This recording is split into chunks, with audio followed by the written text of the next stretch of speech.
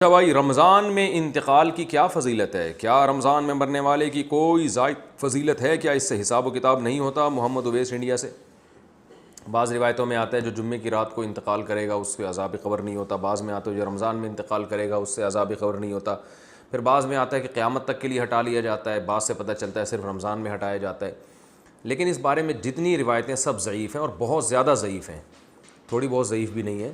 تو بعض علماء نے دیکھا کہ چلو روایتیں ہیں، اللہ کی رحمت سے امید کی جا سکتی ہے کہ بخشش ہو جائے گی، لیکن حقیقت جو ہے نا دلائل کی قوت کی روح سے ان روایتوں میں جان نہیں ہے۔ تو اس لیے جو ہے وہ اللہ کی رحمت سے تو دیکھیں کچھ بھی امید لگائی جا سکتی ہے، لیکن اگر ہم اللہ کی طرف منسوب کر کے کہیں اللہ کی طرف یقینی طور پر، تو اسی بات کی نسبت کی جائے گی جو اللہ کے رسول نے کہی ہے، اور جو اللہ کے رسول سے ہم تک صحیح سند کے ساتھ پہنچی ہے اس بات کی نسبت تو کی جائے گی۔ اس کے علاوہ نسبت کرنے میں جو ہے نا میری رائے تو یہ کہ احتیاط سے کام لینا چاہیے۔ البتہ یہ ضرور ہے کہ جو بھی مقدس جگہیں ہوں، مقدس مقامات ہوں، تو ان مقدس جگہیں اور ان مقدس مقامات میں موت کی ویسے ہی ایک فضیلت ہے۔ تو جمعے کا دن اور جمعے کی رات بھی مقدس، اور رمضان بھی مقدس ہے، اور روزے کی حالت میں موت پر صحیح حدیث ہے کہ روزے کی حالت میں جس کی موت واقع ہوگی جنت میں داخل ہوگا، اس پر مسند احمد کی صحیح روایت موجود ہے۔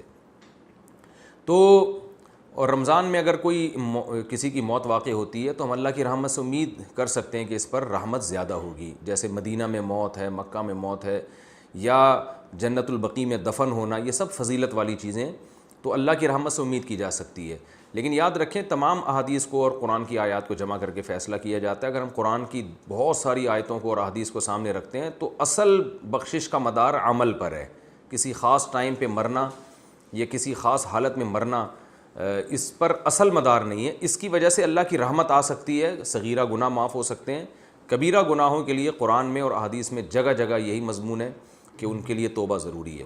یہ اس لیے کہہ رہا ہوں کہ بعض دفعہ لوگ کوئی بہت بڑا کھلے عام گناہ گار ہوتا ہے، کھلے عام بدماشی کر رہا ہوتا ہے، ظلم کر رہا ہوتا ہے، رمضان میں مر جاتا ہے تو ہم اس کو جنت میں پہنچا دیتے ہیں۔ اس سے کیا ہوتا ہے؟ لوگوں میں بدعملی پیدا ہوتی ہے، اور قرآن کی ان آیتوں کا انکار لازم آتا ہے جس میں اللہ نے فرمایا کہ وَذَرُوا ظَاهِرَ الْإِثْمِ وَبَاطِنَهُ، ظاہری گناہ بھی چھوڑو، چھپے ہوئے گناہ بھی چھوڑو۔ إِنَّ الَّذِينَ يَكْسِبُونَ الْإِثْمَ، جو لوگ گناہ کماتے ہیں، سَيُجْزَوْنَ عَنْ قریب، ان کو بدلہ دیا جائے گا۔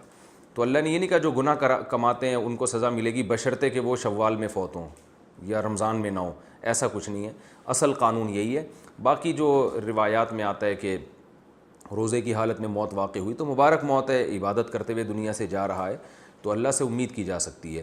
لیکن اصول اور ضابطہ بہرحال یہی ہے کہ جب تک گناہوں سے توبہ نہیں کرے گا بخشش نہیں ہوگی۔ تو اس میں صغیرہ گناہ مراد ہوتے ہیں۔ دخل الجنہ کا مطلب یہ کہ اس کے اگر صغیرہ گناہ جو بہت کثرت سے تھے، رکاوٹ بن رہے تھے، تو اللہ اس کو صغیرہ گناہوں کو معاف کر کے جنت میں داخل کر دے گا، یہ اللہ سے امید ہے۔ تو خلاصہ یہ نکلا کہ روزے کی حالت میں موت اگر ہوتی ہے تو اس کی فضیلت تو صحیح حدیث میں واقع ہوئی ہے۔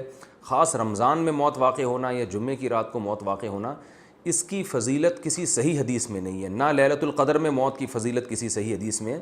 لیکن یہ ویسے شریعت میں ایک بات ثابت ہے کہ فضیلت والے دن یا فضیلت والی رات میں انتقال میں اللہ کی رحمت کی امید کی جا سکتی ہے۔ البتہ بعض علماء دوسری طرف بھی گئے ہیں، تو اختلافی مسئلہ ہے، جس عالم کی رائے زیادہ سمجھ میں آتی ہے اس کو فالو کر لینا چاہیے۔